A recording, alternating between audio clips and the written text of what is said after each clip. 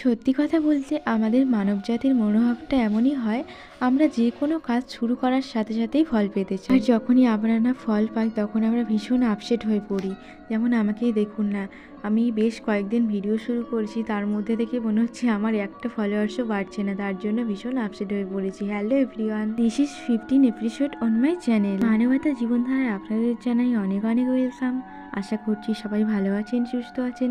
চলুন আজকের পর্বটা শুরু করা যাক। জানেন তো, বেশ অনেকদিন হয়ে গেল একদম স্কিন কেয়ার করা হচ্ছে না, তাই ঠিক করেছি আজকে একটি ঘরোয়া প্যাক বানাবো বাড়িতেই। চলুন দেখাই আপনাদের। ঘরোয়া প্যাক বলতে মাঝে মাঝে এই প্যাকটাই আমি লাগিয়ে থাকি। মুলতানি মাটি 2 চামচ, তার মধ্যে দিয়ে দেবো গোলাপ জল। এটা আপনারা করতে পারেন, এটা আমি অনেকে করে দেখেছি, বাট আমিও করেছি।